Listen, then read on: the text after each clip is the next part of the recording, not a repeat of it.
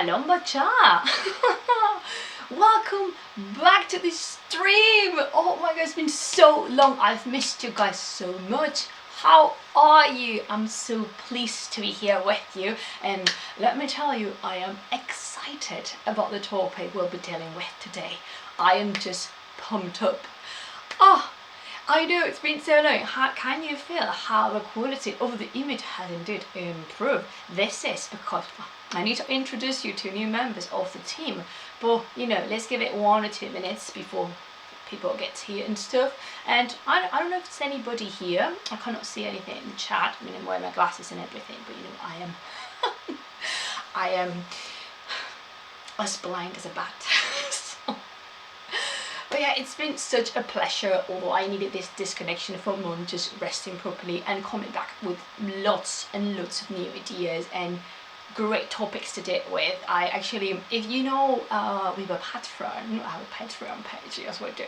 So if you all are one of our patrons, you already know what things are coming, because that is right. First thing I have to say is that thank you to my patrons for making this possible, for making it possible that I am here and that all these improvements, like a camera, I cannot just, it's just fantastic, isn't it, the image. Oh, and by the way, I don't know if my friends from the 80s story is here, but today the candle is not lit, and this is because it's like bloody million degrees outside. I swear I am melting. I have my jumper here with me, and I might be putting that on later, but for now, I am quite warm.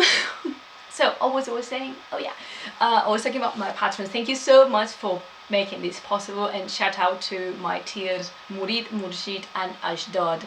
Thank you so much, guys. I love you dearly. And yes, if you are one of my patrons, you already know a sneak peek of what's coming. But yeah, I mean, why don't you go check our Patreon/Las Plumas de Simón, and consider perhaps supporting these magnificent projects to get access to behind the scenes, exclusive content, and all those, you know, and all that jazz that people with more experience that like to say. Guys, I'm literally so happy. Alright, so the new members of the team I need to introduce. Sorry, I'm skipping from topic to topic, but because I am so excited, truthfully so excited to be here again. It's been quite a while. Some of my friends have asked me why I stopped streaming in English, and I didn't stop, I just took a break. But yeah, the new members of the team, getting back on point out that the new members of the team are the camera, which you are enjoying, I hope. Let me know, actually, can you see me and hear me? Because I've been talking to myself a bit, and I'm pretty sure that everything's on. But if somebody could give confirmation that that is correct. Hello, David. Are you ready to learn? Yes, that's my people. That is the kind of people I like. And oh, Shalom Aaron, I was missing you. You can see me, you can hear me properly. That is fantastic. So yeah, my camera is, and if you just stuck around to this project long enough, you know that I enjoy naming my things because I go attached to them. And the things I'm gonna introduce you to took a little effort, and yeah, I'm just very happy we have them. The camera. For the 3rd time, may it be the last one. The camera's name is Chesem. Chesem is a word that in Persian means eye. So I thought it was just perfect. So joining the Plumas party, the Mesopo party. Today shall be Persian though.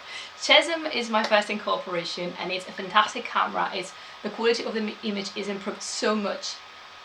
I cannot believe it. And then we have Mul. Mul is my light ring, which you will see in a minute, because right now there's a lot of sunlight outside and we don't need it. But Mul actually is a word that means star in, I think it's Sumerian. I don't know if in Akkadian too, but for certain in Sumerian, which my friends at Digital Hammurabi confirmed. So thank you to that. Make sure you check Digital Hammurabi on, you know, online. They're a fantastic project. So yeah, those are the incorporations to the team. I am so excited! Oh, the new season is coming strong, and yeah, there's a lot to deal with today. Before jumping into it, also thank you to all the people who's followed and subscribed to this channel. You know, but if you happen to just landed here and you don't know exactly what is on Twitch, like what is Twitch exactly, let me explain, let me break it down for you very quickly and very easily. Twitch, Inja. Twitch is a streaming platform. It's a platform to watch live streams, and by subscribing to the content producers, you help us greatly. You have an account of Amazon Prime, you can do that for free. You don't need to pay anything to just click on the subscribe button, check for the Prime option, and off you go, supporting your favorite creators and making us a little bit happier and for free. How cool is that? And if you don't have an Amazon Prime account, but you are, like me, because I am Spanish, and I'm Spanish, and I like a good bargain. I like discount, and this month happens to be September, which means all subscriptions are down half price. How cool is that? I couldn't put it any better. So yeah, thank you to all the people who followed, and thank you to the all the people who followed and subscribed. What is that? One small point, I think the word butcher, as in guys, literally kids, to be transliterated as butcher hat, not butcher. That is indeed very correct, but that would be transliterated if we were speaking proper Persian, the proper Ketabi Persian, Farsiya Ketabi, the one you will find in books, the one you will find in newspapers. However, the spoken Persian is not like that at all. My teacher calls me Butcher, and when we are in class she calls us Butcher, so I just sort of adopted it. Yeah, it's more colloquial, as Kiwi says. So yes, you have a point indeed. It's very correct Persian, but I am not a correct person, therefore I don't speak correct Persian. Is Goftegi is the spoken colloquial spoken Persian. Did you think for a second I had forgotten about the tea? Nay, I have my tea here with me, my big mug. I actually bought this at Morrison's. I don't know if you're familiar with what Morrison's is, but the deals in house were fantastic. Go check them out. What am I drinking? Actually, hello, I'm very interested in this topic, but I won't be here Thursday, so here I am. Hello, sir. I can do this if I focus enough and I channel all my energy towards this. Senakba imuru. Is that correct? Is that correct? Did I pronounce it properly? Yes, I did. No, I didn't. Senakba imuru. Well, how is that? How's that for chest? She didn't reply. I'm scared of that. Okay, so what tea I'm drinking is actually such a fancy mixture. I always tell you this in camera, but I am subscribed. I have a monthly subscription, so that means every month I am delivered tea and new mixtures. So this one is called Violet Cream, and it's as fancy as it sounds. It has Sri Lankan black tea, which if you know me this lets you know that is indeed correct. That is just a yes. Sri Lankan black tea, cocoa nibs, and mallow flowers, and I am in love. I am in love. It's such a rich flavor. I'm not fond of the teas with not like chocolate aromas or chocolate flavors. Not a fan. But this one though is very subtle, so on point. Won't be drinking it now because it's boiling. But I have my glass of water over here with me. Alright, so let's jump right into it, shall we? Boy, I am excited because today we will be talking about the Battle of Thermopylae. I am my tongue is burning, my toes are burning, but I just can't juggle on my bed. So yeah, welcome to this live stream, which I won't hide, I am pretty excited about. During the course of the past weeks, I have learned so much about not just this particular battle, the Battle of Thermopylae, but the ancient world itself and the fascinating fields it has, and to be precise about Greek warfare, Greek politics, Persian military matters, societies, the study of classical sources, just so much, and what is yet to come. It's been a very pleasant ride. I have enjoyed it so much. And as you saw in the announcement and in the title, we're going to cover the Battle of Thermopylae, which still to this day represents a watershed in ancient studies. Thermopylae has been told and retold countless times through the centuries. It is one of the most celebrated battles in Western tradition for a variety of reasons. Most of them we'll be dealing with here today. And nope, we're not going to be discussing the film 300, which we already saw together. I invite you to go find that stream because we had a great time. I really liked that one. So what we will be explaining about Thermopylae? What's with it? Well, what's to know?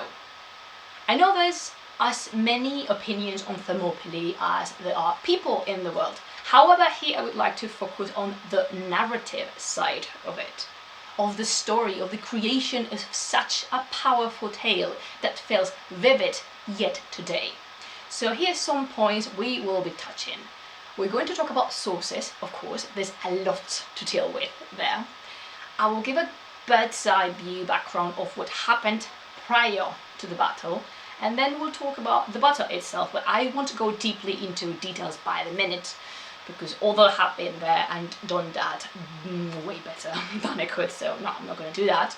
And after, we are going to reflect on everything that happened from the narrative this battle generated, and we will be talking about the impact of some myths around Thermopylae that are still alive, and then we'll burst them. Yeah, you know, I'm all about debunking history, so and finally I will give you some readings should you be interested in learning more. Also, I am lying, not just some readings but some podcasts and some audio video you can consume if you want to know more about this. Oh, before jumping into it, I want to point out the main focus here, which is the narrative. That is the reason this stream, this thing you're watching right now, is titled Once Upon a Time, Thermopylae. Because sometimes historical events are not the watershed moment themselves, but the stories told after said events occurred and how different collectives assume or refuse them. And I will try to make myself as clear as possible with this. Last but not least, huge thanks to the people I contacted for guiding me in this marvelous ancient world. I am by no means an expert, especially to Dr. Roel Konijnendijk. Yeah, I said that properly. Dr. Roel Konijnendijk. Thank you so much, Dr. Konijnendijk, for being so approachable and nice to me. Thank you as well to all the friends who dedicate their time to the ancient world, like Trevor Colley from the History of Persia podcast. Make sure you check that one out because it's good content. Also a disclaimer to myself, if you hear me say Xerxes instead of Xerxes or Leonidas instead of Leonidas, it's because, as you probably know or have noticed by the way I speak, I am a native speaker of Spanish and some things just come out as how it's. Also, I have a feeling I have to say this battle is deeply rooted in the self-defining Western narrative. And some people tend to take the event and its outcome a little bit too personally. This stream won't be me shaming the Greeks and praising the Persians, neither the other way around. Rather, I just want to talk about it with you, to put up some ideas on the table. And of course you can entirely disagree with me, of course. You can entirely disagree. You're encouraged to disagree with what I am saying, but please, let's keep this chat as nice as possible. Shout out to my moderators out there, which I kindly ask to pay attention to the chat box. We all want to ensure this goes by as pleasantly as we could. Any kind of harassment or disrespect will be banned. Hello, 8th historian. Alright, let's do it. Are you ready, Butcher? Dun, dun, dun, dun, dun, dun. How much do I enjoy a dramatic pause? Alright, first thing is first. In case you listener are not familiar with the ancient world warfare or maybe not so keen in ancient history, which let us say is absolutely fine and you are entitled not to know what I am speaking of, let me tell you that the Battle of Thermopylae took place in summer 480 before Common Era BCE, when the Achaemenid army led by King of Kings Xerxes invaded Greece. This battle was fought at Thermopylae, a strategic pass, and there the Persian army encountered a force of mixed police led by Sparta and one of his two kings, Leonidas. But there were also Phocians, Boeotians, Arcadians, and other people. We'll talk about them. And all right, let's start. Let's start with the hot potato. Let's address the elephant in the room. One of the conclusions I can tell you right at the beginning, Butcher, is that we have no idea of what happened truly, and we will never will. None of the existing sources are going to explicitly explain or clarify what happened. None of them. Not Greek sources, not Persian sources. Herodotus does not hold the truth, nor does any other classical source writing on the subject. We are left with a very blurry outline of what for certain took place at Thermopylae, and the sooner everybody reconciles with that thought, the better. Had to say it, I'm really sorry.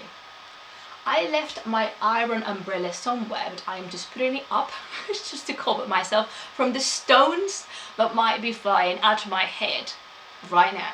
Please avoid the glasses, I need them because again I'm blind. Sources. Sources are always first. Did you know before this day that there were actually two versions, two accounts of what happened at Thermopylae? Because I had no idea. I didn't know that. When we think about Thermopylae, immediately my friend Herodotus comes to mind. Do you want to see him? Do you want me to introduce you to Herodotus? Where are you, friend? Oh, thank you for the follow, Lucía.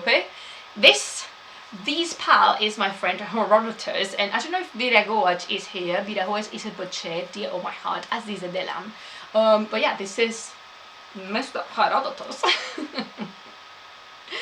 I was saying that immediately when we think about Thermopylae, Herodotus is the one that comes to mind. But, fair enough. But hello, Pichur, but he is not the only one. Let me just pause for a second because I'm actually going to put my hair up because as I was saying before, I am boiling. I want to take this small pause to ask you, little butcher of my heart, butcher Delam, are you drinking some tea today with me? I know Senakba Imur is probably drinking colacao, and I am very jealous of that. But I have my tea right here. How is it? Hello to Pichur. Hello, Pichur. So good. I wish one of my wishes for this, sorry, not tea, coffee. One of my wishes for this actual season of the stream, one of my impossible dreams is having you all over for tea, which I know is impossible, but let me dream. What do you think, Herodotus? Do you like tea? Did you drink tea, actually? I don't think you did. Definitely, I don't think I did. Water with orange squash. Orange squash? Like butternut squash? Or just orange with like... Okay, gonna wrap it up for a second. I was saying that the first source that comes to mind immediately when we talk about Thermopylae is my pal, my dear Herodotus here. But he's not the only one. This is not the only source we have. For scholars agree, many different versions of the story exist.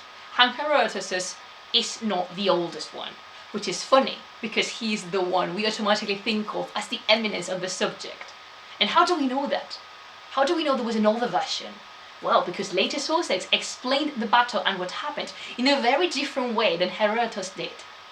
Thus, it appears to be some older version of the story circulating around. We find evidence of this in Diodorus, Pausanias or Plutarch, among other, but just scant bits, like tiny bits here and there. I will follow Dr. van Ves here. I hope I pronounce his, what's up, Las Plumas de Simur? What's up, Lionel? The Battle of Thermopylae and the Fable 300. That is indeed what we're covering here today. I was saying that to call this other source, this other version, I will follow Dr. van Ves here and use the same name he does, the legend. I'm not making this up, I'm just following scholar or thought. Habla un poco español, nada mucho. That is perfect, actually. I love people who can't learn languages. I know people who are multilingual. So this legend, this older source, which is, remember, older than Herodotus' account of Thermopylae explains that the Spartans, instead of dying at the same pass of Thermopylae, not at Thermopylae itself, led a suicide mission, raiding the Persian camp to attempt to kill Xerxes. Let me tell you, even Herodotus struggles with believing such. In fact, what happened there? Oh, thank you, Lionel, for the follow. That is cool. Yeah, even my pa here struggles with believing such. In fact, he himself writes down that by no means that was what happened. Scholars agree in great part, scholars agree that great part of this legend was made up, entirely fake. But Bachar, this is the version that is older than Herodotus's. That is something I didn't know until today. Well, not today, but a couple of weeks when I started preparing for this. But please don't think the entirely account of Herodotus refuses the legend. No. If Herodotus' narrative is so convoluted, it's because he was making a great effort trying to balance out all the evidence and records at his disposal. He does not clearly say it, but in my opinion, he was more oriented to a pro-Athenian agenda. So he wanted to tone down Sparta's self-justification for what happened at Thermopylae. And gathering all the evidence at hand, this is what experts concluded. This older version was created by Spartans themselves to gain credibility before the rest of the Greek allies. Something fundamental to know about Thermopylae, is that all the versions remaining to our days were pursuing a certain political agenda and different interests in creating a narrative that would serve this or that purpose. And I don't mean these narratives we created centuries later. No. They were created very shortly after Thermopylae took place. The story of this battle carried, even back in the day, carried a powerful political message. But not towards the Persians. Not towards the Persians, pay attention, Bachar, but towards Greece. Greece itself. We'll go there in a minute, don't worry. And this is important to have in mind because both versions of the story are extremely political. Think of this as an existential element in the Greeks' self-narrative, and that different states wanted to defend and justify the actions and the part they took, if any, in this war. Immediately after the battle, the narrative was modified by Sparta on purpose. And let me tell you, they had the reasons.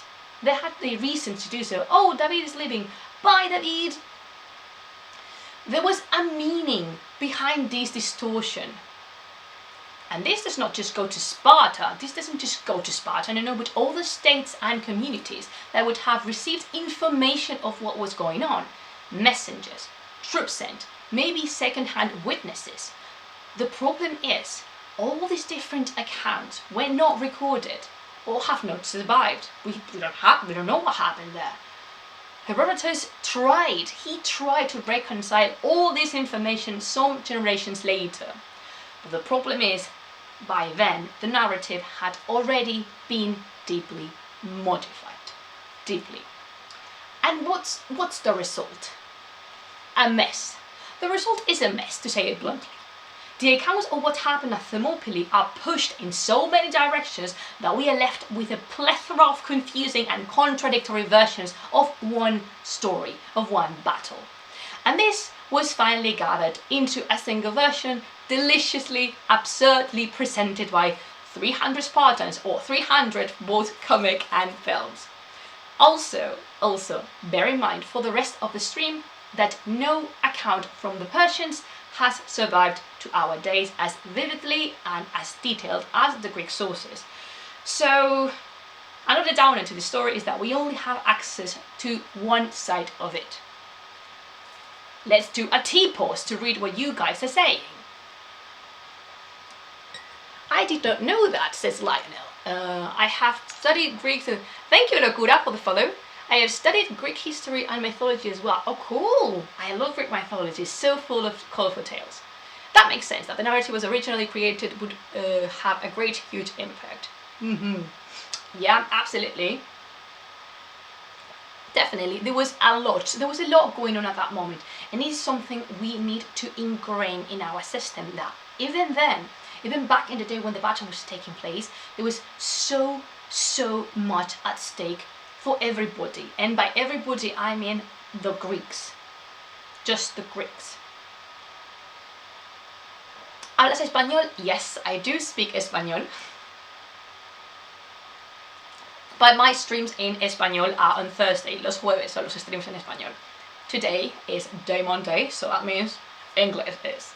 So yeah, it's very interesting because I had no idea. I had read on the Battle of Thermopylae, not much, but you know, quite a bit, and I had no idea about this legend, this other version. Legit no idea. And I was so pumped up. I'm gonna, guys, say bye to Herodotus. He's just leaving. Bye, Herodotus, pal. It's been a pleasure having you here. Oh, ain't he cute? Ain't he cute? Such a rich tea. So yeah, as I was saying, I think it's super interesting, super interesting, knowing that there was another version that even Herodotus himself did not believe. Like, it's very funny because if you read Herodotus, he kind of mentions it, but he calls out bullshit. He legit says, I do not believe this is what happened, because let's just go over it again. The legend said that the Spartans went in like full Suicide Squad mode, ravaging the camp of the Persians and attempted to kill Xerxes himself, but of course they were stopped. And that was probably what started circulated like as soon as the battle finished. That is amazing. Khoda Hafez. Oh, bye Kiwi. Anyway, let's continue, shall we? But we're gonna put up another image. We're gonna put up this one. Oh, this is a Black Figures pottery, and I am in love with it. Have you guys played Apotheon? Apotheon or Apotheon, which I think is properly pronounced in Greek, is a video game that is entirely constructed under this kind of aesthetics, the Black Figures pottery, and it's amazing. Go check that one out if you haven't yet. So if you like, you know, hack and slash quick video games, Apotheon is for you. And if you like Greek mythology, then you're gonna love this one. Like, just so yeah, great video game, right? Am I right? It's amazing. It's really beautiful. So let's continue, shall we? We covered sources already, but now we're going to jump into some background first. First. Oh, Khoda Hafez Herodotus John. Khoda Hafez Herodotus John. So this background is actually required because I dealt with a lot of ideas that need of a story to be understood. As I said first, there's a lot going on in this battle. Bear with me, Butcher. In summer 480 BCE, the Shahanshah, the king of kings, Shahanshah is king of kings, Xerxes invades Greece, crosses the waters with the Hellespontus bridge, like what the actual hell Xerxes, and prepares to conquer the rest of the inland territory. Let's talk about the Persians briefly here, and I'm gonna put up another image because you need to see this. Over! This is the Achaemenid Persian Empire by 490 BCE. This is the empire Xerxes himself inherited. In 480 before Common Era, the Achaemenids had the largest empire the ancient world had seen. Just check on this. The Achaemenids at this time are powerful. Their empire occupies from Central Asia and some bits of India to the Mediterranean coast, including Egypt and parts of Greece. So this is massive, this is huge, and this empire is as vast as it is varied. There are many different people living under the Achaemenids' rule, many different people, and they have to pay tribute with money and with soldiers. So imagine also how varied and colourful this marching army is, We have a whole stream, by the way, let me just pause here for a minute. We have a whole stream dedicated to Xerxes, should you be interested. It's available on the same Twitch channel somewhere. Go check that one out after we finish with this one. So yeah, what do you guys think of this? It's massive, it's huge, biggest empire. Can you see your house from there? Biggest empire the ancient world has known. Because remember, guys, this is prior, in case somebody points out that Alexander's empire was bigger, of course it was bigger, but that happened after. This is 480 before Common Era, I said. Are there population estimations for the Persian Empire? I cannot think of them at the top of my head right now. I should have to check on that, but I will come back to you with that, because I know some demographical studies have been made, especially in the inland provinces, the provinces that are occupying what today is Iran and Iraq, but a lot of people a lot of people is living under the Persian rule. So yeah, as I was saying, they are powerful, and they are marching and they are invading Greece. So this is the situation we encounter. The Persians are at the front door, literally, and they have to be stopped if the Greeks don't want to surrender, like all the Greek states did already. So some Greeks choose not to. The problem here is that the Greeks did not succeed. They didn't quite succeed in creating a joint resistance. Rather, they did what they could in, and this is what scholars point out, quite a rushed manner. What is clear is that Thermopylae results from a response to the invasion. As simple as that sounds, Thermopylae is a response to a Persian invasion. And even if they didn't agree entirely, the alliance, the Greek states that didn't want to surrender formed, was led by Sparta. And then they marched to Thermopylae. Now, here's another super important thing to know, and that this is that there was not such thing as Greek unity nor Greece united against the invader. It was an alliance, yes, but each of the powers had their own interests and they were not committed at the same level. I'll explain myself into that in a minute, but one of the reasons I say this is because the states, all the different states, wanted and not wanted to commit at the same time. They did want to commit, but they were not willing to send everything they got to battle, because what if the Persians succeeded? What happened then? They had to ensure their own assets would be ready to defend the positions. So, what was sent to Thermopylae was a smart force, not a proper army. Sparta was leading, but the loss of Thermopylae did not represent such an urgent threat to them as it did to others. And this is because the position Sparta was in. What is that, sorry? Why were the Persians invading Greece? I remember something about avenging, burning some temples. Okay. Oh my god, Kiwi's having a revelation. Do you mean to tell me Zack Snyder and Gerard Butler lied to me? I'm really sad to inform you, Kiwi, that is indeed the case. They lied to us. There was no Michael Fassbender in Thermopylae, but I'm going to answer the question of Cage Dal. I'm just going to go with Cage because I can see from here. So, why were the Persians invading Greece? I remember something about avenging, burning some temple. Not quite. So what happened here is that, there's a site of Greece in the Anatolian Peninsula, that is the Ionian Peninsula. Let me see if I can put up the map again. Yes. So, I would need a pointer here. How am I doing that? So, all right. Do you see Greece in the map, which is over here?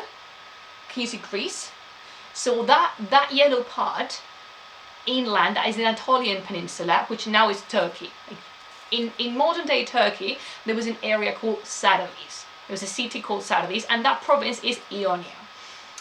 The province of Ionia revolted against the Persians, and that is when the armies of Darius I went and suffocated the revolt, like entirely. They just crushed the poor Ionians, let me tell you. And they just gained the province again for the empire. However, in classical sources, things are said like Darius was reminded 3 times a day that the Persians lost to the Greeks, because even if they gained again Ionia, they lost before the Greeks, and they could not conquer the rest of Greece. They could not do that. So what happened here is that Athenians and other Greek powers, they sent troops to Ionia to revolt again. And you know, Sardis was burnt down, because Sardis is a very important city in the coast of Ionia, and it was burned down again. And then Xerxes gathered his army. He just came from suffocating two rebellions, which I cover in the stream about Xerxes, which are Babylonian and Egypt, and then he just marched towards Greece and said, that's it, we're gonna set this once and for all. So we're gonna conquer the entire of Greece. That's it. We had patience with the Greeks, but they didn't want to respond that. But there is no such thing. There's no such sentiment as avenge or, you know, repaying a doubt. No, not quite. This is no IOU, a massacre. No, not really. So I'm gonna move because I'm just falling here. But yeah, I hope, Kate, I've responded to your question. If not, just let me know again and we can cover it, no problem, as long as you want. That is absolutely no problema. I was saying that the we was sent to Thermopylae was a small force. There was not a proper army, and yeah, Sparta was leading. But the thing here is that for Sparta, the loss of Thermopylae did not represent such a threat, I said, as it did to others. And this is easily seen in the map. Actually, I have to put that one up again. Sorry. I'm gonna try and do something. Gonna move the map. Gonna make it bigger. Bigger. Higher. Da da da da da da da da. Vuelve, muchacho. Okay. Bigger. Harder, better, faster, stronger. Okay, so I need this to be bigger. We can barely see. Más grande. And tiny bit más grande. A tiny bit más grande. Yeah, this is okay. Yes. Okay, I'm gonna leave it there. So, can you see Sparta? Because I know I can't see it, but can you guys see Sparta on the map?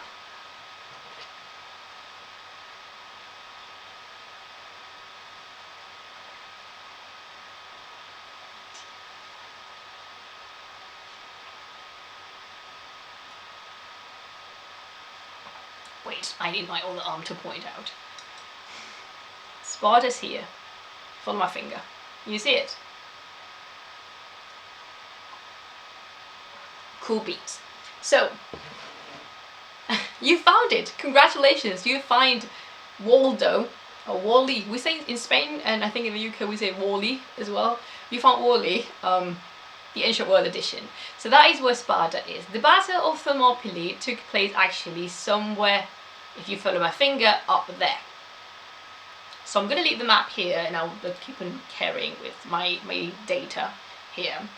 If you are reading about battles, if you're studying battles, make sure you have a map close to you. They are mandatory. You cannot understand a battle without a map of the place. So, see how far south Sparta was? So far south. Losing Thermopylae was a major threat to Boeotia and the rest of central Greece, but we can say Sparta was quite okay. So it was not that urgent to send troops. The only ones in full force here were the Lokians and the Phocians, well, because they were the local people. In addition, this is interesting, I'm going to take the map. Yeah, so can you see? Sparta didn't have a problem if Thermopylae was lost because they had time to retreat and gather forces in their hometown. However, not so much for central Greece, and that includes again Phocia, Lokia, the Attica, where Athens is. So yeah, I'm off a mess, isn't it? Any.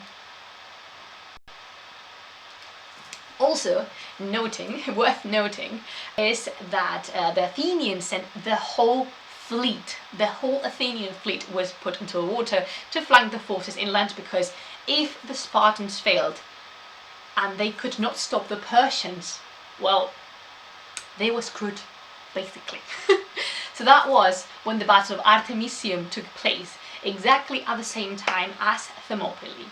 Also, apparently the storm, do you know the deal with the storm, that Zeus sent a storm to destroy and completely ravage the Persian boats? Apparently that happened. Apparently there was a storm that destroyed many Persian boats, and yeah, that is certain. That is indeed true.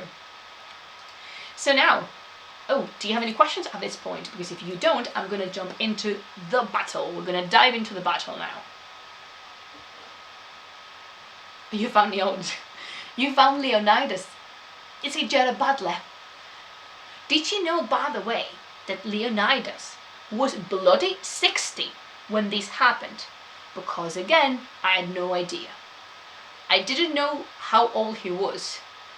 But I have to say, but the version of Zack Snyder quite convinced me, and I thought that Leonidas must have been, say, 40, tops 40, when all this shenanigans took place, and apparently not. Apparently he was bloody 60 years old. How crazy is that? I am drinking in disbelief.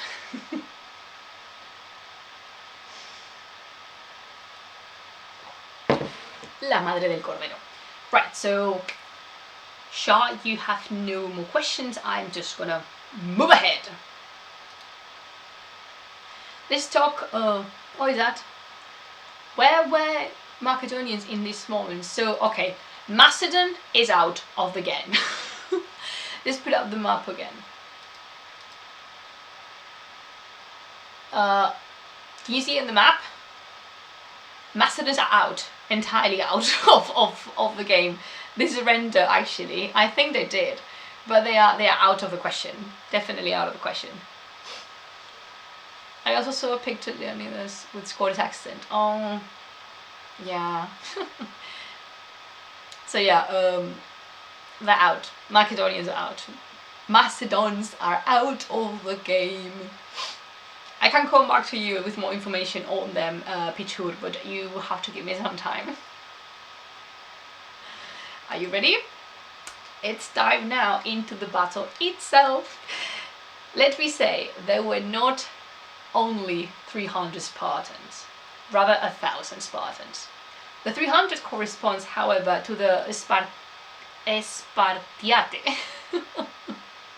So the Spartiate, the citizens in full right. Remember, oh, someone Macedonian over here. Hello.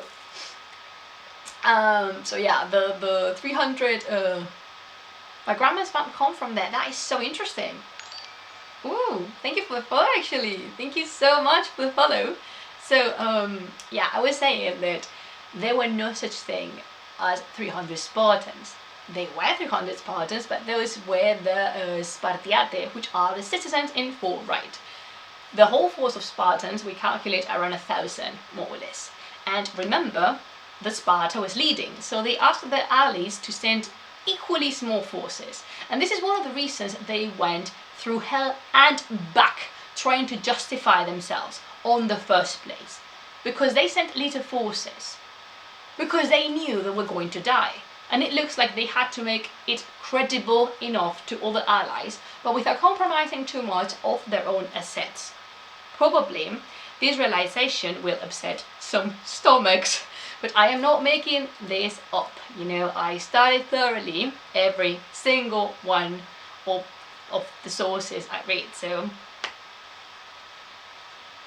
I read something at Spartans Zezeaban. I don't know how to say Zezeo in English. I have no idea what it is actually. What is that? 86? Yes, but the non-citizens are nothing compared to the citizens.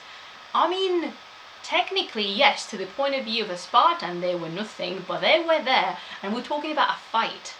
Every single pair of arms that can hold a spear, a lance, a shield, a sword, yeah, they're valuable. We'll go together, don't worry, I will explain to you.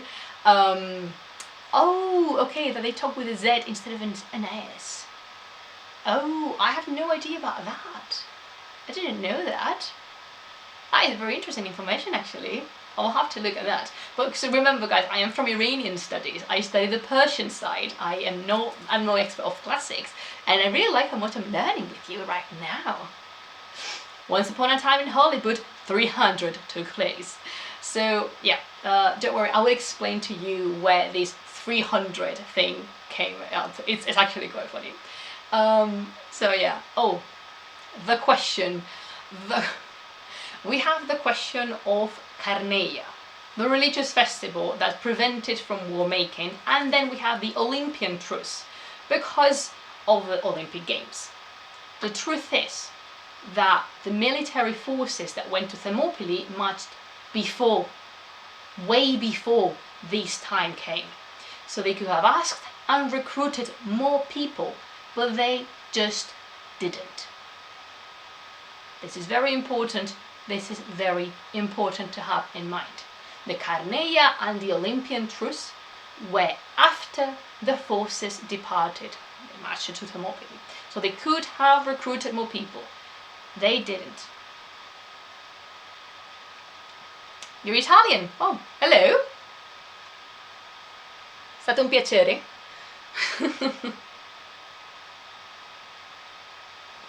È stato un vero piacere to have you here.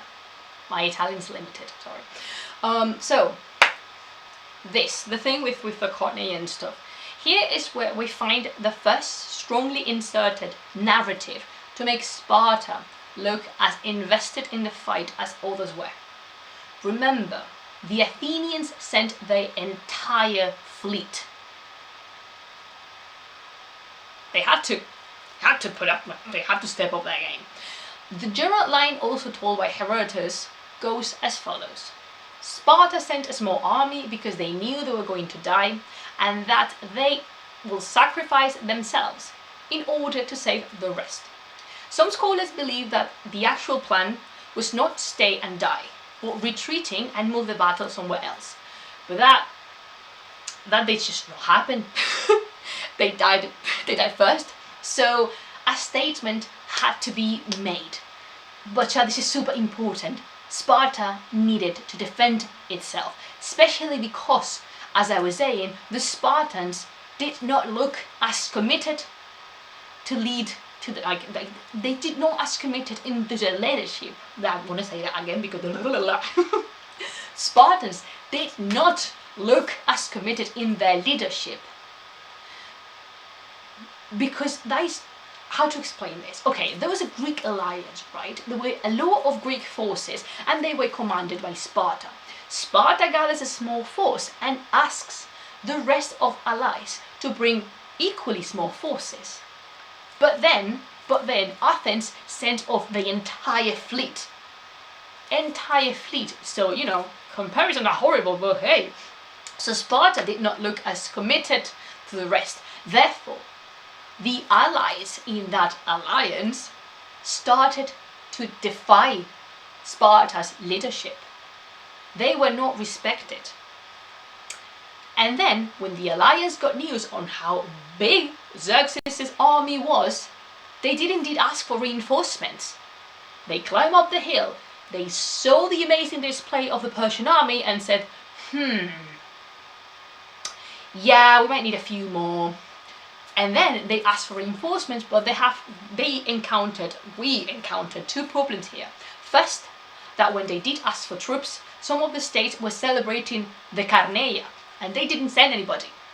Second, that the states that were not celebrating the Carneia, because not everybody celebrated the festival of Carneia, they did not send anybody. Nobody came, not even later. And that raises some warning flags about the credibility of the story that we are told already. Reinforcements were asked for, but they never came. They never arrived. If one sets loose their imagination and wonders that what happened was indeed what was portrayed in 300, that may indicate they are not used to venture into the military history field. And I am saying this because the Persians must have had a plan. This was a fully equipped army with generals, with commanders, so sure there were indications for them to rush the Greek resistance. There must have been a plan. Unfortunately, we did not keep that, as mentioned before. The problem here is when we encounter a too much oriented pro-Spartan agenda, which sadly lasts to our days. And then because of the narratives pushed by the Spartans and modification that inevitably happened, some ideas still linger in the present day. So, the Persians must have had a plan. They didn't just go to Thermopylae, saw what was there, and played it by ear. They didn't wing it. They are, again, a fully equipped army, just crushed some rebellions in Babylon and Egypt. They must have had a plan. Just saying. Bro, I'm the grandson of Leonidas. Oh! Stato vero questo? No, that is not. That is Linux. Linux is the great grandson of Leonidas. Pleasure making your acquaintance. That is indeed funny. So, Thermopylae lasted for approximately 3 days, more or less. And after that time, the Persians managed to surround the Spartans and wipe them out. Like, pss, pss, pss, pss, out. That's it. End of the story. This is what Thermopylae was. I'm kidding. So these happened. Okay, how you may think? How did the Persians surround the Spartans and erase them? This happened because the story of that guy Ephialtes was made up. I was scrolling down the stream and I saw Thermopylae, and you had to come, didn't you? Imagine the heroism there, right? I mean, it was not such. We are debunking here the myths on Thermopylae, and I invite you to stick around if you fancy, if you want, feel free. So I was saying that this story of Ephialtes was entirely made up. The Persians had their own scouts and they found the path the Phocians were guarding.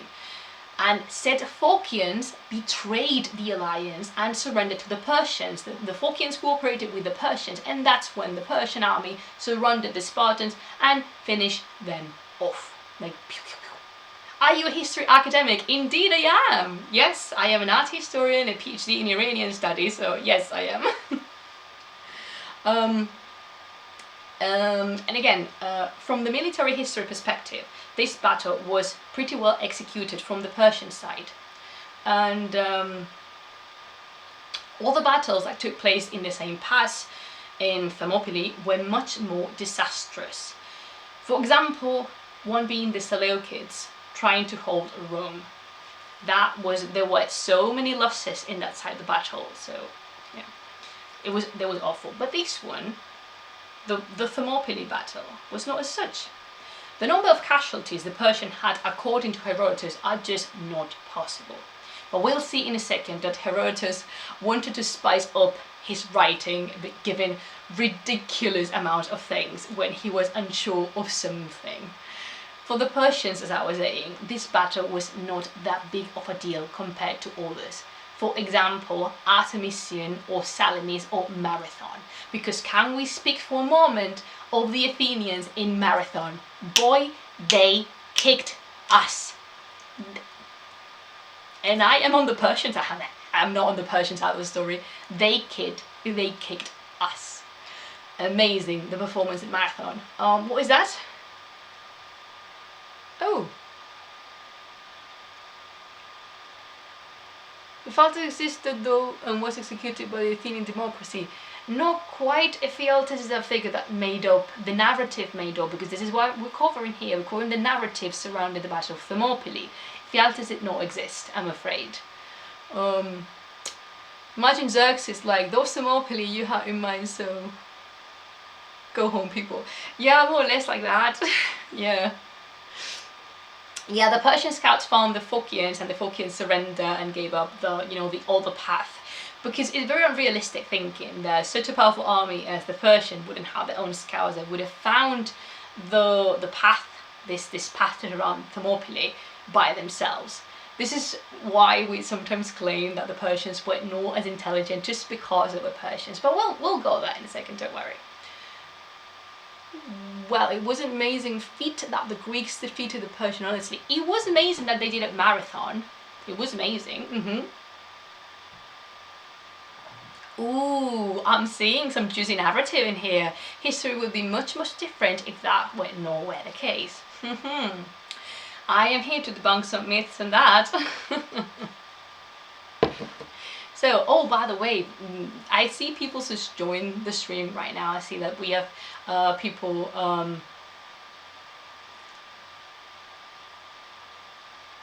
Ephialtes is not a romantic tale. He was essentially a Persian spy, bribed by Persian gold. That is not what I've read. And this is not what scholars agree on. Yeah, scholars agree that Ephialtes and all his side of the story is a myth. Is a tale created, we don't know it by Herodotus himself, but actually by later narratives, because as I was saying in the beginning of the stream, we don't know what happened at Thermopylae, because immediately after the battle took place, a powerful distortion of the narrative took place from the sake of Sparta, because Sparta needed to force this narrative, they needed to change it, because they had to prove a point that they were indeed worth of leading the Greek alliance, and that they were as committed to Thermopylae as the other Greek allies, which they were not. I mean, militarily speaking, Sparta was not as committed. Again, 1,000 Spartans were sent. Athens sent the whole bloody army.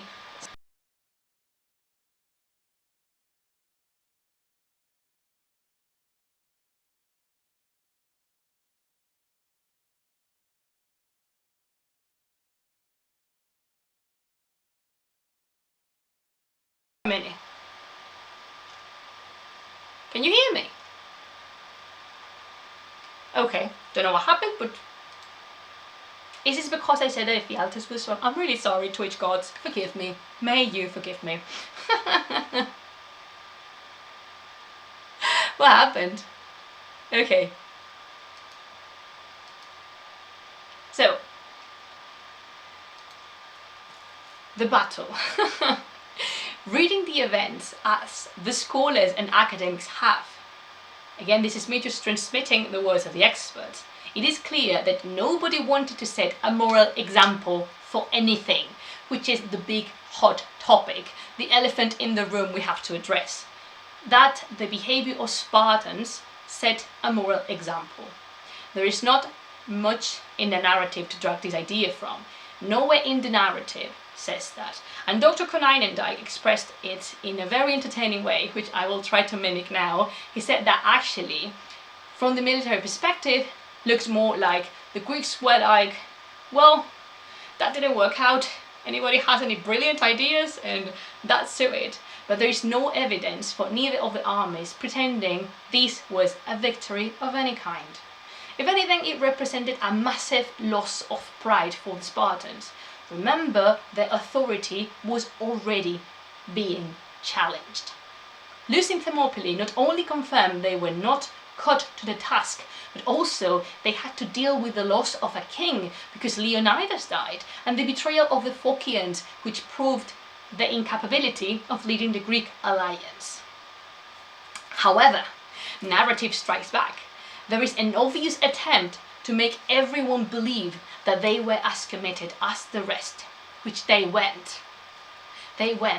And all this distortion took place after the battle. And this is how we end down with the legend of the 300, because they started taking off numbers of their forces.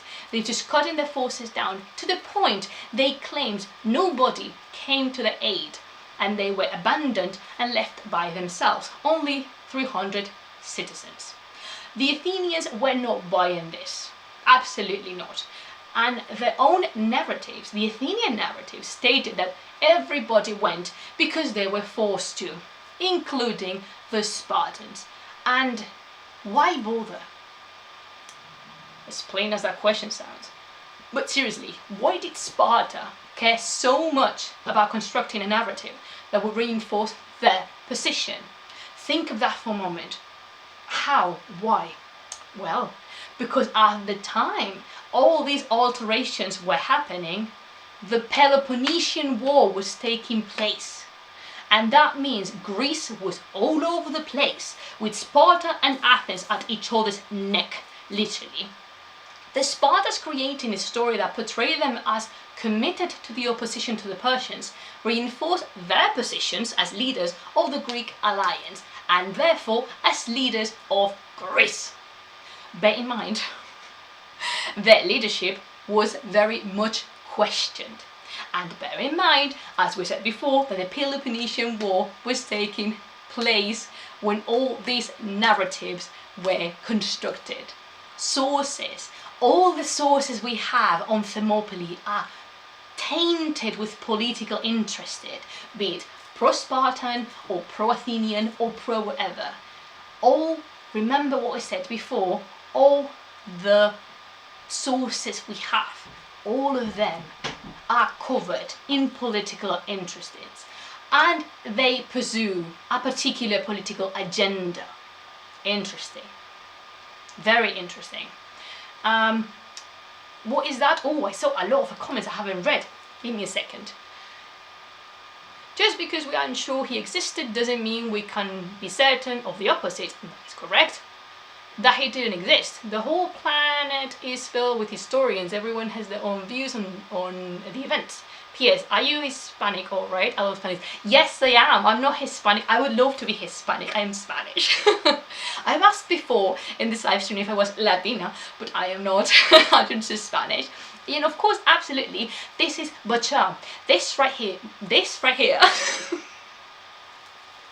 This right here is what I love. This is what I'm encouraging you to do. Healthy discussion.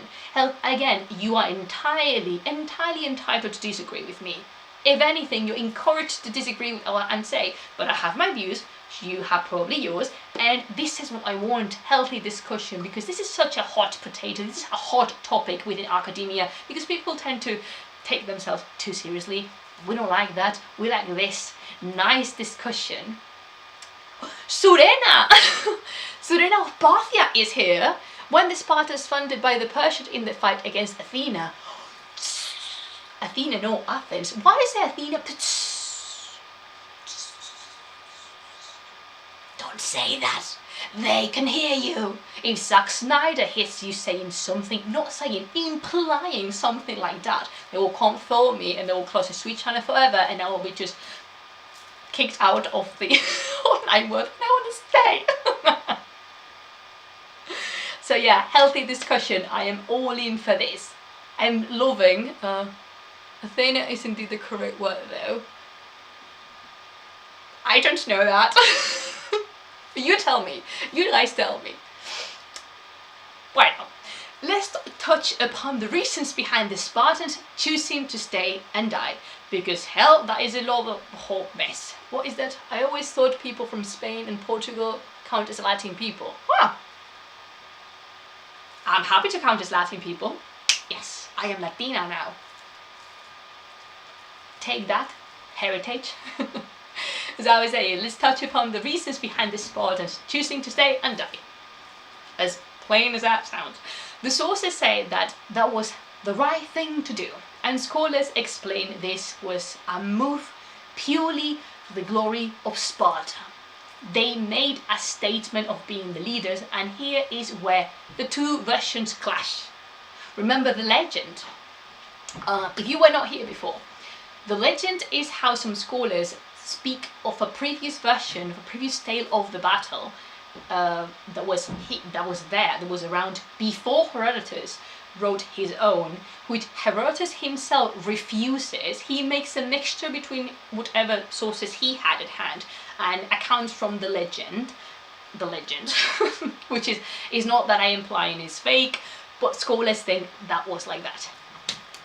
The main difference between the legend and the stories about Herodotus was that the Spartans in the legend were said to have raided the camp of the Persians and attempted in a suicide mission to kill Xerxes himself. That's one thing. And on the other hand, Herodotus says that this could not be true, that is a lie, and that the Spartans did indeed perish at Thermopylae itself. So that is of the legend. If you want to talk, if you want to hear me talking a little bit more extensively of the legend, you can, when this stream finishes, you can go to the beginning and hear me say more detailed version. I need to speed up a little bit, that's the only thing. So according to the legend, which we need to take as a version circulated by Spartans themselves, they entered the Persian camp and, like an elephant in a china shop, attempted to kill Xerxes. But they were stopped. It's important to say that Herodotus did not buy this. He does not buy it, and apparently many others at the time didn't buy it either. But attention.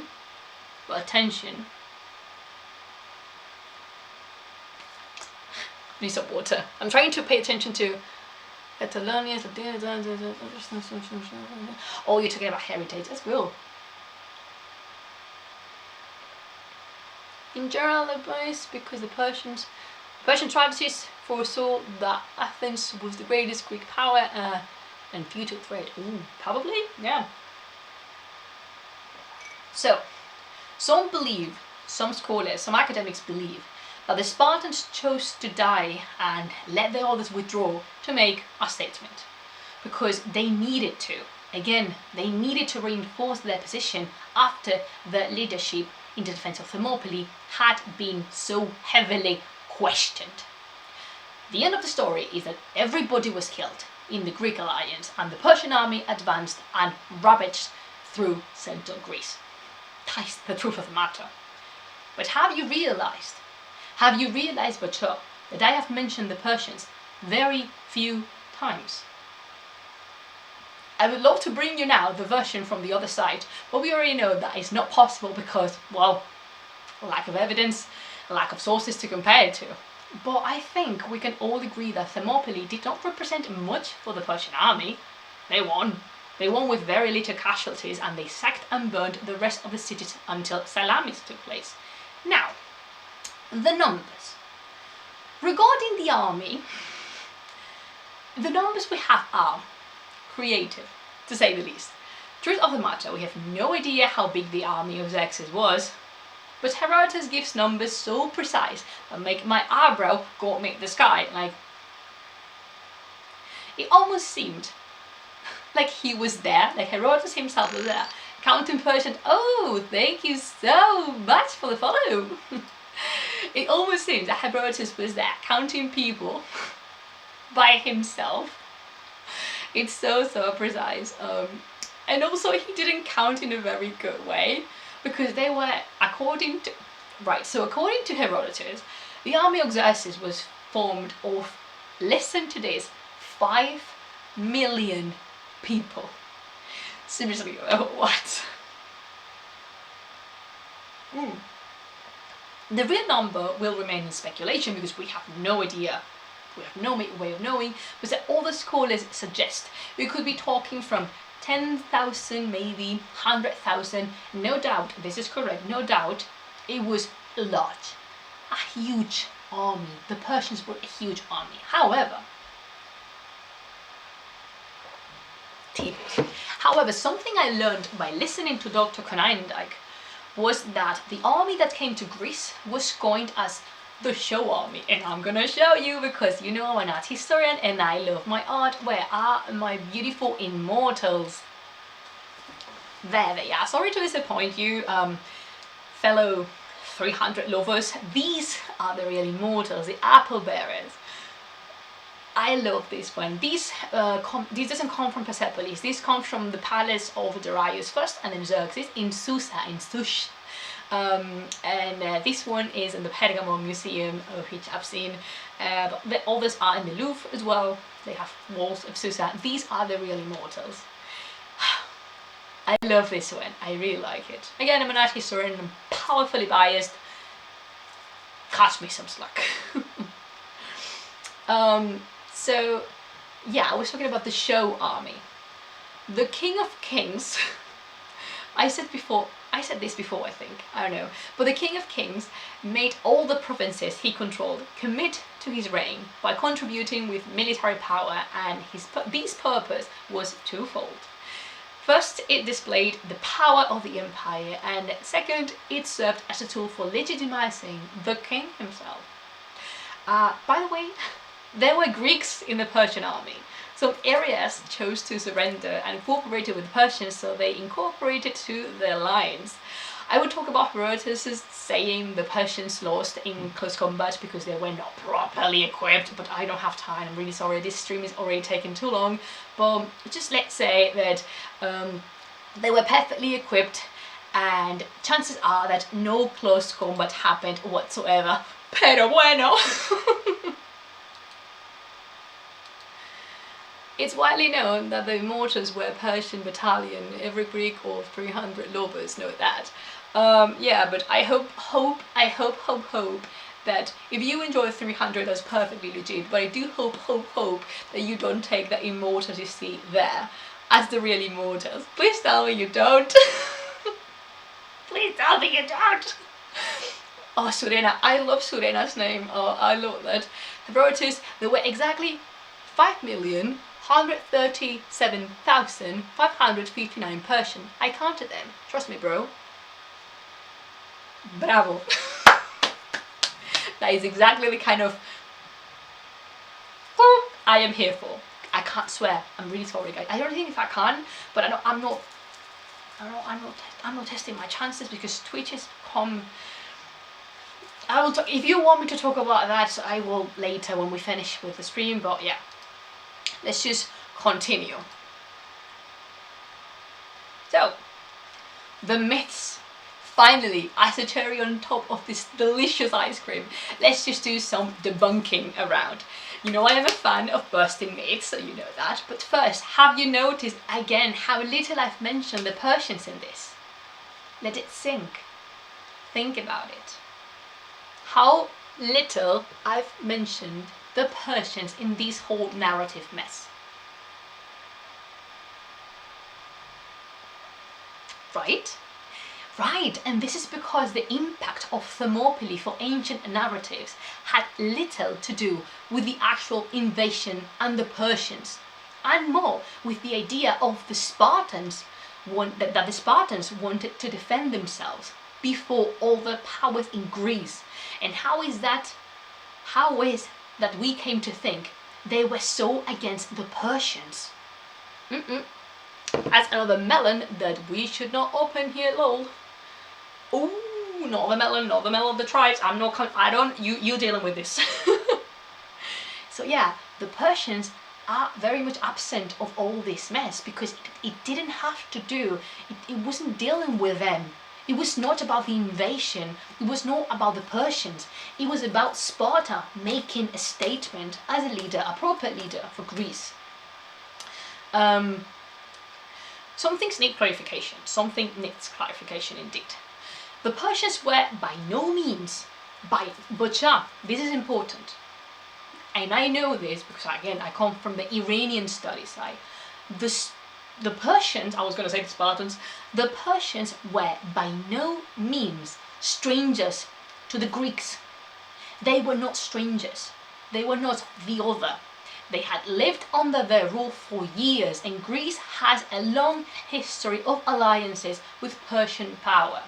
Greeks and Persians, they traded together, were in constant touch, they were involved with each other's daily life.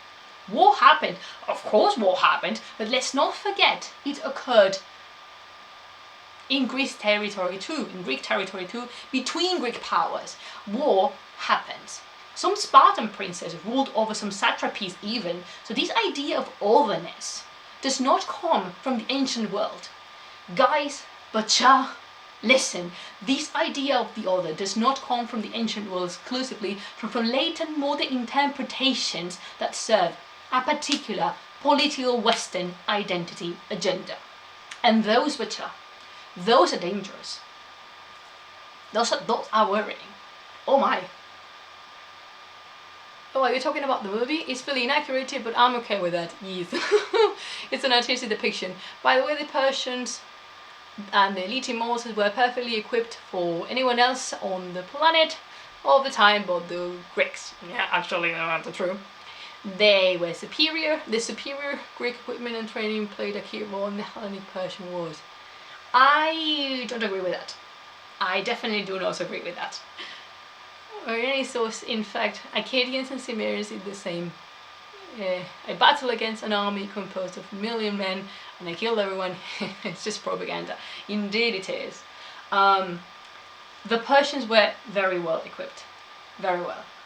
Again, you just do not maintain an empire as big as the Persian with an army that is not well equipped. I don't believe in such thing as superiority.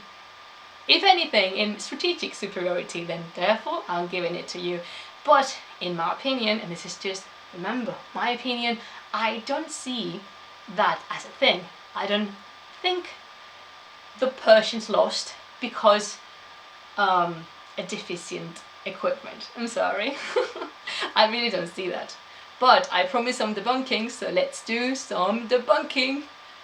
Into the myth busting we go. Okay. First myth.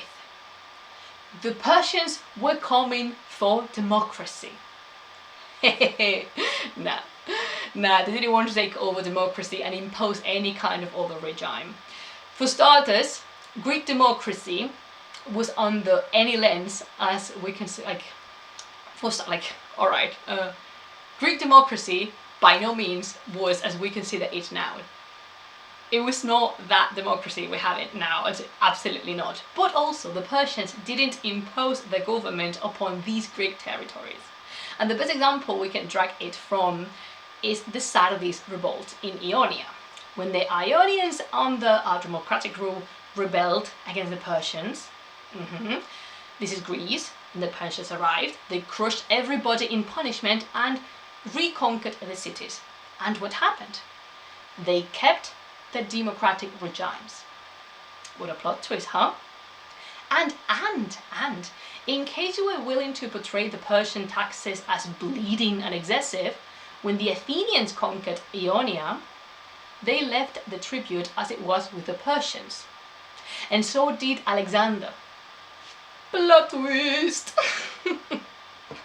So yeah, Persians were not coming for democracy. Absolutely not. Keep Sardis in mind, remember Ionia. Alright, this is funny. I'm crying. Don't cry. I made somebody cry. I'm a horrible person. Don't cry. Azizam. Aziz Delam. Please don't cry. You explained why Spartans made the myth of this battle a big deal, then but what exactly did it become a metaphor for? With I'm heading there, don't worry. That is the last point on my list. I am heading there. I like Sureda. So, another myth, that Thermopylae represented a moral victory and a Persian frustration. Incorrect. Wrong.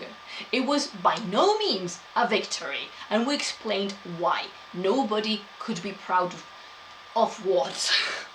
What? The Greek alliance lost. Yes, they could evacuate the cities, that is correct, but that happened before Thermopylae took place. because they knew the Persians will come anyway. Athens was all mad at Sparta because they had sent the entire fleet and Sparta contributed with so little. Believe me, nobody was proud, not even Sparta. And the Persians won. They won with so little casualties that that's not even something to celebrate. Nobody was frustrated and nobody was proud. It was a skirmish, if anything. If anything. Another myth.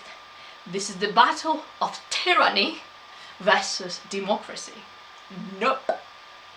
Nope. This is one of the most dangerous myths about Thermopylae and the Persian Wars in general. Greek democracy is not our democracy, and as I have explained, the Greek provinces of the Achaemenid Empire kept their political regimes intact. They kept their democracies. This was not this fictional Asiatic tyranny coming wrapped up in flames to erase things like individual freedom, liberty, and such. No, no, no, no. This was a war. It was an invasion from Persia into Greece that was by no means united, and yeah, the Greeks put up an alliance, tried to stop the Persians, failed miserably. Then the Persians advanced, destroyed Athens and some of the provinces. Then Salamis happened, and that was amazing. And why do we put so much effort in Thermopylae? We're not talking about Marathon, about Salamis or Plataea. Those, again, the Athenians kicked ass in Marathon. I'm gonna die in this hill. Another myth, the untrained army and the not properly equipped army, not at all. We cannot talk about this because I am running so much out of time, but just remember the Persian Empire, as I said before, was the largest the ancient world had seen to the date. I guess that was not bad for an untrained army, right? Come on. As little as you know about ancient warfare, you need to admit that argument is baseless. I think no, we're good and light, right? Yeah, I don't need to use mul. Shall I use mul?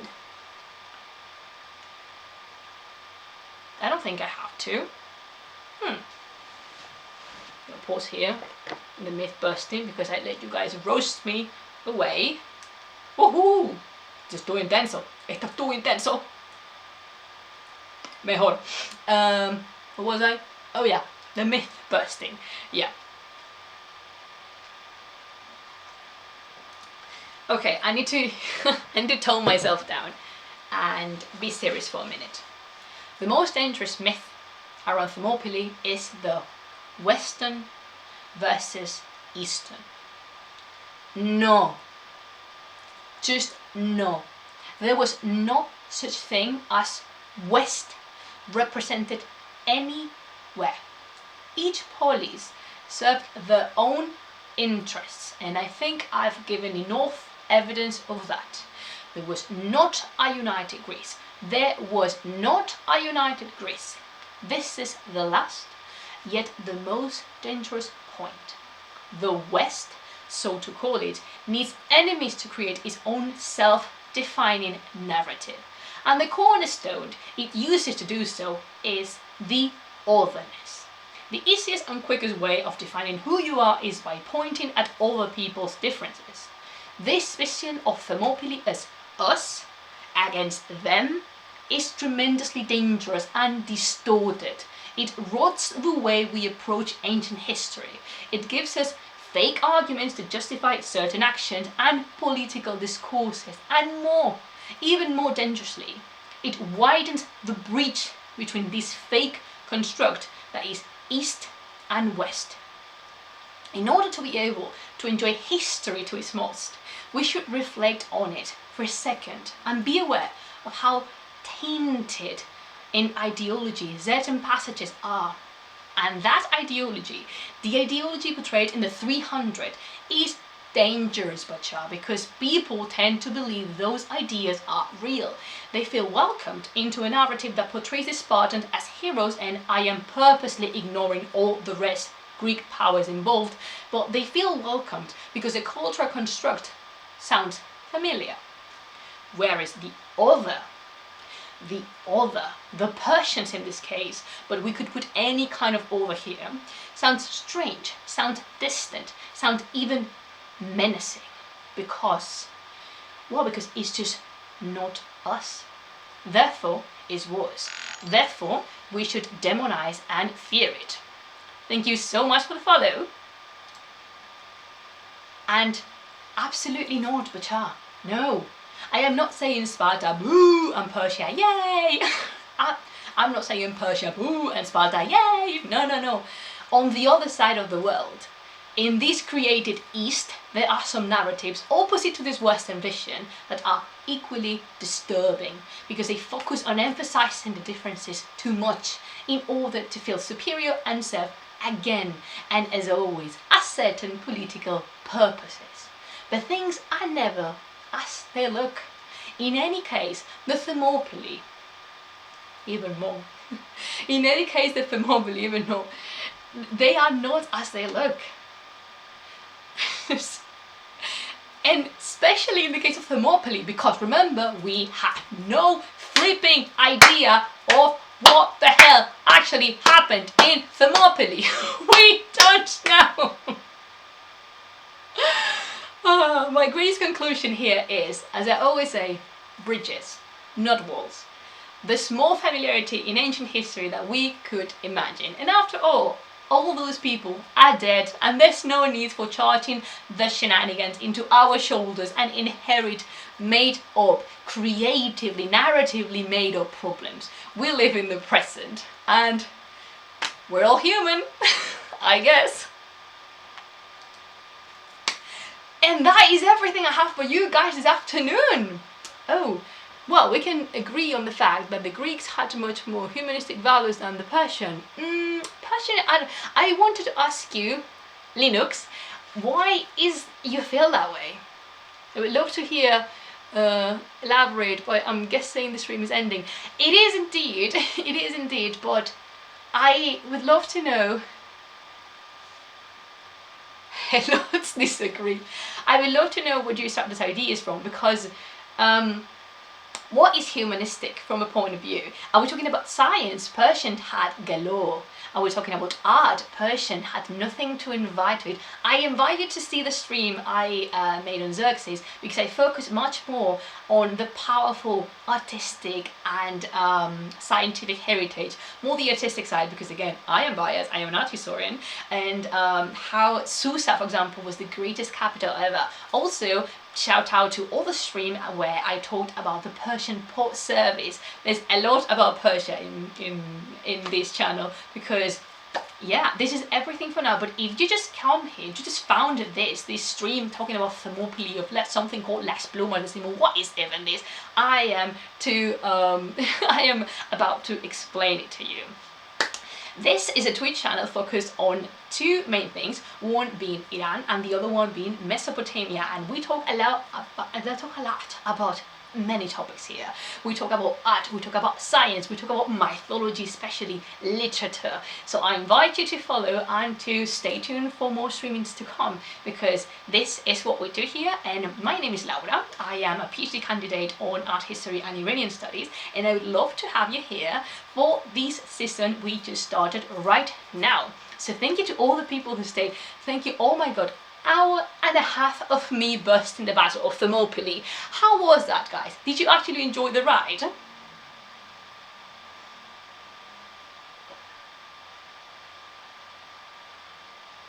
The Athenians were much more human-centric, even if they did have slaves too. What is human? What are we defining as human here? I would love to know.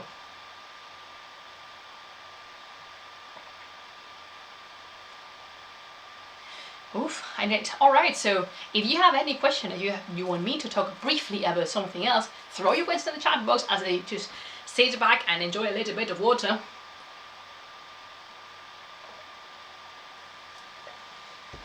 By the way, I don't know if the people in Absurdum I knew somebody was gonna do it. It had to be you. Okay, Titorian, I'm okay with that. So, yay! I don't know if Ad Absurdum is here, but yeah, this is the Star Wars t-shirt I talked to you about. I love this t-shirt.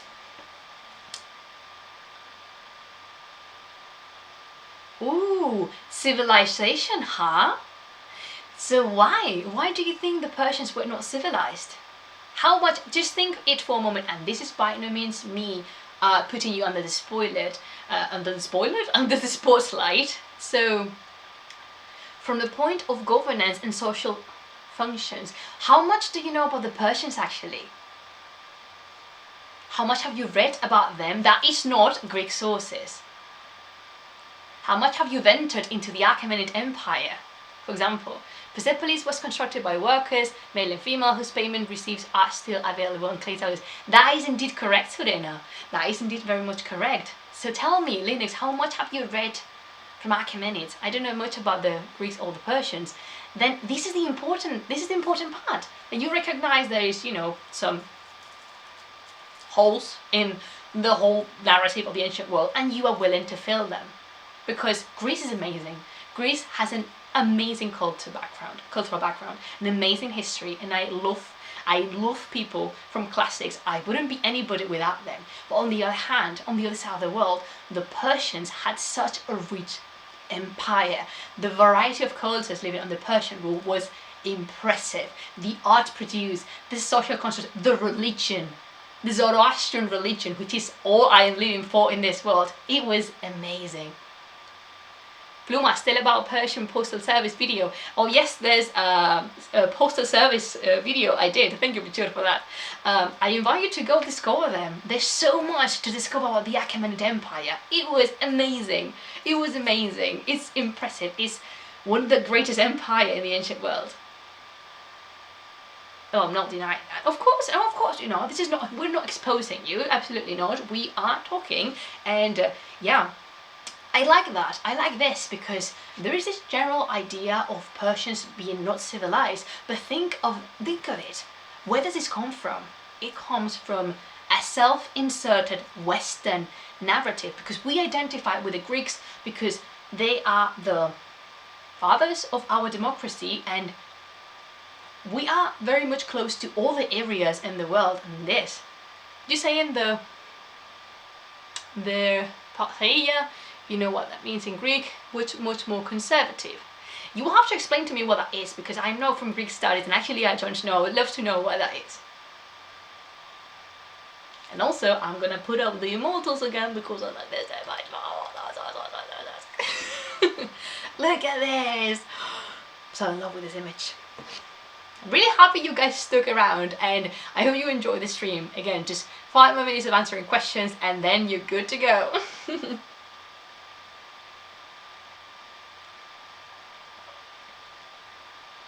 Because you want.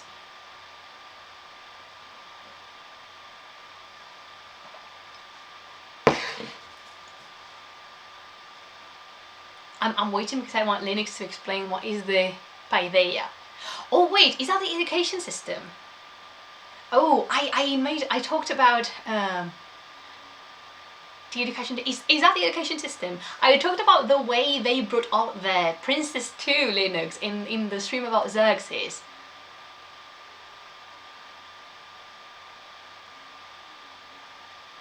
I think that is paideia. I think. I don't know, but I talked about education too in Xerxes' stream. I'm constantly pointing at Xerxes' stream, but it's like, yeah. It means all that's not just Mindscape. Again, I invite you from here to discover the Persians, because they are indeed amazing. They are an amazing empire, and we have much more in common with a lot of parts of the world that we did not discover. They're just waiting for you to be there. Is the Mindscape you developed because of your education? And why do you think the Persians didn't have that? Just because we don't have a word? The Persians pampered their princes in education. They showered them with education. In fact, the Greeks were so fascinated by the way the Persians educated themselves. My dog is barking, I have to go. Bye, Jude. They were just much conservative. You think?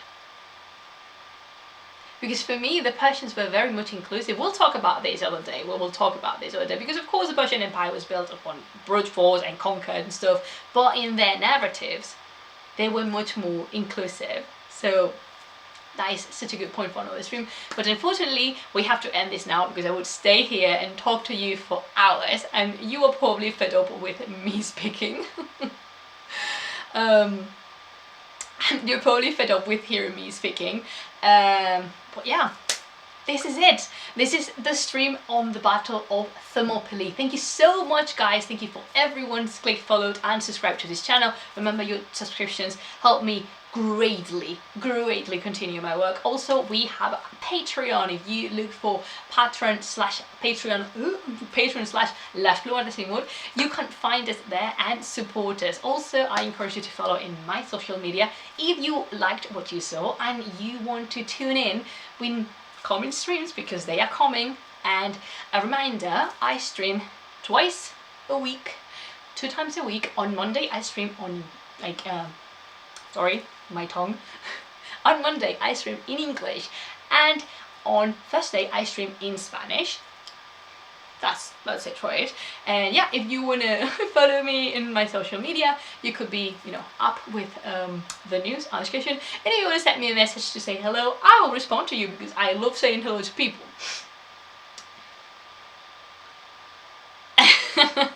Surena is just, Surena, you're just on point. You are indeed. So yeah, it's been my pleasure having you here, guys. And as always, remember, stay safe and have a wonderful week yourselves. Bye!